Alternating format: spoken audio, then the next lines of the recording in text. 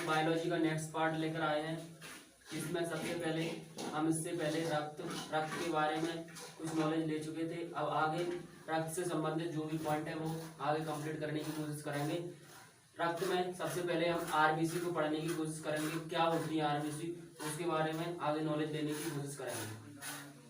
First of all RBC को हिंदी में बोलते हैं लाल रक्त कणिकाएं, और इसको रेड ब्लड सेल्स भी कहा जाता है। अन्य नाम क्या हो सकते हैं, इसको रक्ताणु भी कहते हैं, इरिथ्रोसाइट्स भी कहते हैं, एंड आरबीसी भी कहा जाता है। इसका निर्माण कहाँ पर होता है? निर्माण की अगर बात करें तो एडल्ट मैन यानी कि एक स्वस्थ मनुष्य में इसका निर्माण रेड बोन मैरो में होता है, यानी कि हड्डी के बीच का जो भाग कहलाता है उसे हम क्या कहते हैं, बोन मैरो। और इसका निर्माण जैसे मान के चलो ये हड्डी है तो यहाँ के बीच में इसका क्या होता है, निर्माण होता है, उसे हम क्या कहते हैं, आरबीसी। तो आरबीसी का निर्माण कहाँ होता है, रेड बोन मैरो में, ठीक है, लाल अस्थि मज्जा में। इसका हिंदी क्या होता है, लाल अस्थि मज्जा। अब भ्रूण में कहाँ होता है, भ्रूण यानी कि माँ के पेट में जो बच्चा होता है उसमें कहाँ पर होता है जो रक्त का निर्माण, तो उसमें आरबीसी का निर्माण तो उसमें होता है लीवर यानी कि लीवर या फिर प्लीहा में। प्लीहा जिसे हम लाल रक्त कणिकाओं का कब्रिस्तान भी कहा जाता है। लाल रक्त कणिकाओं यानी कि कुछ समय के बाद जो लाल रक्त कणिकाएं अपने आप नष्ट हो जाती हैं उस स्थान को हम क्या कहते हैं, प्लीहा, स्प्लीन या फिर तिल्ली भी कहा जाता है। इससे संबंधित आगे भी हम इस पॉइंट की चर्चा करेंगे। सबसे पहले निर्माण की प्रक्रिया, जो किस प्रक्रिया के द्वारा इसका निर्माण होता है, तो इस प्रक्रिया को हम इरिथ्रोपोइसिस कहते हैं। जहां भी इरिथ्रो वर्ड मिल जाए समझ लेना कि किससे संबंधित है, लाल रक्त कणिकाओं से संबंधित है। तो इरिथ्रोपोइसिस क्रिया के द्वारा लाल रक्त कणिकाओं का क्या होता है, निर्माण होता है। और दूसरा पॉइंट, हीमोपोइसिस क्रिया के द्वारा भी लाल रक्त कणिकाओं का क्या होता है, निर्माण होता है। हम जानते हैं कि क्या पाया जाता है शरीर में, रक्त में क्या पाया जाता है, हीमोग्लोबिन। तो उसी से वर्ड निकाल लिया, क्या हीम और पोइसिस क्रिया लगा दी तो क्या बन गया, हीमोपोइसिस। हीमोपोइसिस से मिलकर क्या बनता है अपना, क्या हीमोपोइसिस क्रिया के द्वारा क्या बनता है, लाल रक्त कणिकाएं यानी कि आरबीसी यानी कि रक्ताणु या फिर इरिथ्रोसाइट बनती है। इरिथ्रोसाइट वर्ड का मतलब क्या होता है, सेल, और इरिथ्रो का मतलब लाल रक्त। तो लाल रक्त कणिकाएं या फिर लाल रक्त सेल भी बोल सकते हैं हम इनको, क्योंकि क्या बोला है अपन ने, रक्त क्या होता है, संयोजी ऊतक। ऊतक मतलब सेलों का यानी कि कोशिकाओं का समूह, इसलिए इनको अपन सेल भी बोल सकते हैं।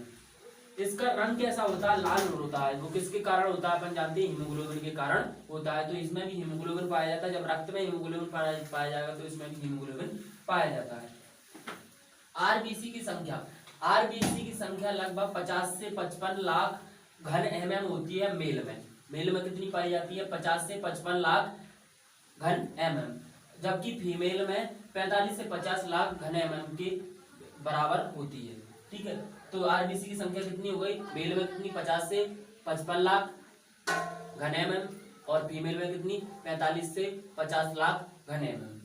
आरबीसी की एज कितनी होती है, मतलब कि कुछ समय के सेल क्या होती है, कुछ समय के बाद अपने आप इनकी मृत्यु हो जाती है और आगे ये बनती रहती है। अगर ये सेल बनना हो सकता है, अगर ये बनना बंद कर दे और क्या हो कि इनकी संख्या ज्यादा बनने लगे तो उसी को अपन क्या बोल देते हैं, कैंसर। यानी कि कैंसर कब हो जाता है, जब सेल की संख्या यानी कि कोशिकाओं की संख्या अपर्याप्त मात्रा में वृद्धि होने लगी, उसी को हम क्या कहते हैं, कैंसर। इसलिए इनकी संख्या कुछ समय के बाद क्या हो, तो आरबीसी की एज कितनी होती है, 120 दिन होती है। यानी कि 120 दिन के बाद आरबीसी अपने आप नष्ट हो जाती है। और वो किस जगह पर नष्ट होती हैं, वो होती हैं स्प्लीन या फिर तिल्ली या फिर प्लीहा।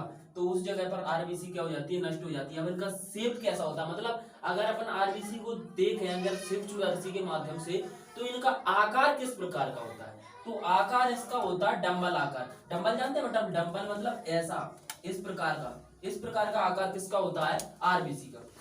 इसको हम द्विअव तलाकार भी कह सकते हैं, ठीक है।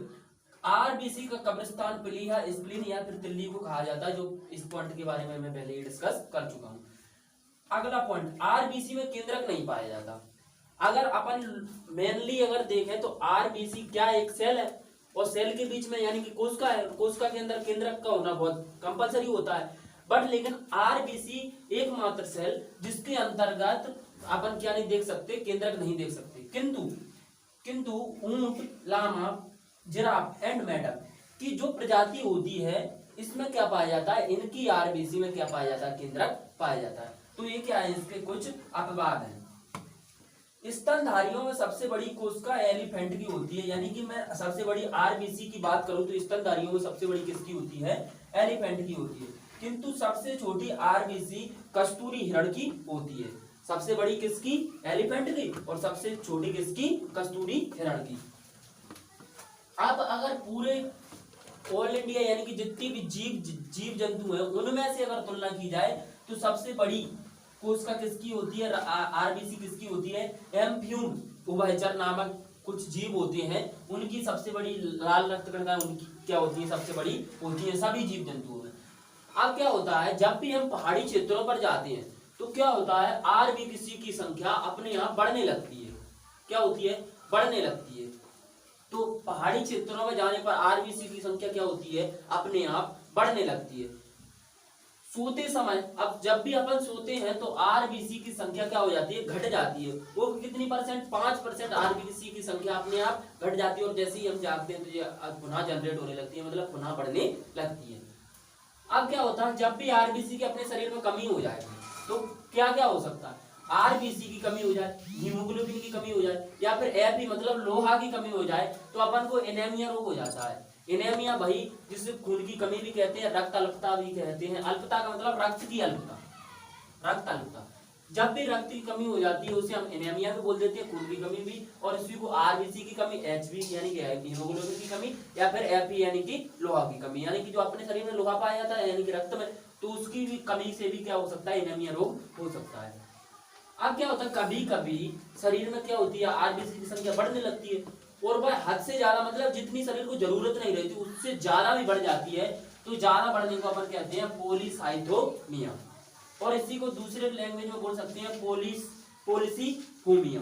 तो मैं यानी कि दो प्रकार से अपन इसको टर्म दे सकते हैं। तो आरबीसी की संख्या बढ़ने पर क्या हो सकता है, पॉलीसाइथोमिया या फिर पॉलिसीहोमिया या फिर फोमिया। अफ्रीका में एक जनजाति पाई जाती है जिसमें लोहे की मात्रा ज्यादा होती है और जिसे हम क्या कहते हैं, लोहे मेहता या सिडेराइसिस कहते हैं। क्या कहते हैं, सिडेराइसिस। क्या होता है, और यहाँ पर खानों में काम करने वाले, मतलब कि जो खानों में काम करते हैं यानी खदानों में जहां से अपन क्या निकालते हैं, खनिज पदार्थ निकालते हैं, तो उनमें भी किसकी मात्रा, लोहे की मात्रा ज्यादा पाई जाती है, जिसे हम सिडेराइसिस कहते हैं। आरबीसी का कार्य क्या होता है, O2 का परिवहन करना, यानी कि ऑक्सीजन को ले जाना एक स्थान से दूसरे स्थान तक। पीलिया में क्या होता है, आरबीसी की कमी हो जाती है, मतलब जनरली लोग क्या बोलते हैं कि इसमें क्या होता है, अपना शरीर पीला पीला सा पड़ने लगता है। इसमें क्या होता है, आरबीसी की कमी हो जाती है, और जब आरबीसी क्या होती है, रेड, और जब इनकी कमी हो जाएगी इसके पश्चात क्या होगा, जैसे ही आरबीसी की कमी होगी, यानी कि आरबीसी की कमी होने पर अपना शरीर कैसे बोलते हैं ना, पीला पीला पड़ जाता है, वो पीला नहीं पड़ता। उसमें क्या होता है, जो लाल रक्त कणिका होती है जो कम हो जाती हैं तो अपना जो ब्लड है वो कैसा पड़ने लगता है, सफेद यानी फीका पड़ने लगता है। उसी को अपन क्या कह देते हैं, पीलिया कह देते हैं। तो यानी कि पीलिया में क्या होता है, आरबीसी की कमी हो जाती है। ये था आरबीसी संबंधित कुछ इंपोर्टेंट फैक्ट। सबसे पहले अपन ने क्या पढ़ा, लाल रक्त कणिकाएं होती क्या, लाल रक्त कणिकाएं क्या होती हैं, जो किस में पाई जाती है, रक्त में पाई जाती है। इसके नाम रक्ताणु, इरिथ्रोसाइट, आरबीसी। निर्माण कहाँ होता है, एडल्ट में कहाँ होता है, रेड बॉर्न में, भ्रूण में क्या होता है, लीवर या फिर प्लीहा में। निर्माण की प्रक्रिया क्या कहलाती है, इरिथ्रोपोइसिस या फिर हीमोपोइसिस। रंग कैसा होता है, लाल, जो किसके कारण होता है, हीमोग्लोबिन के कारण। रक्त की संख्या आरबीसी की संख्या कितनी होती है, 50 से 55 लाख किसमें होती है, मेल में, घने में, और 45 से 50 लाख घने में किसमें होती है, फीमेल में। आरबीसी की एज कितनी होती है, मतलब कितने समय के बाद ये नष्ट हो जाती है, तो 120 दिन के बाद। शेप कैसा होता है, डंबलाकार या फिर द्विअंतराकार। आरबीसी के कब्रिस्तान किसको कहा जाता है, प्लीहा को, स्प्लीन को या फिर तिल्ली को कहा जाता है। ठीक है, आरबीसी में केंद्रक नहीं पाया जाता किंतु लामा, ऊंट, जिराफ, मेंढक आदि को छोड़कर। स्तनधारियों में सबसे बड़ी कोशिका कौन सी है, एलिफेंट की, जबकि छोटी किसकी है, हिरण, कस्तूरी हिरण की। सबसे बड़ी किसकी पाई जाती है, पूरे जीव जंतुओं में देखी जाए तो एम्फीबियन ओवैचर की।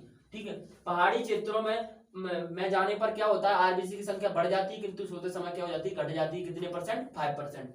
आरबीसी की कमी और एचबी की कमी और लोहा की कमी, हीमोग्लोबिन की कमी, आरबीसी की कमी, इन सबके से क्या हो जाता है, एनीमिया यानी कि खून की कमी यानी कि रक्त अल्पता रोग हो जाता है। अगर आरबीसी की संख्या बढ़ जाएगी तो उसे हम क्या कहते हैं, पॉलीसीथोमिया या फिर पॉलीसीफोनिया यानी कि क्या, पॉलीसीफोनिया। तो ये इस प्रकार के रोग हो जाते हैं।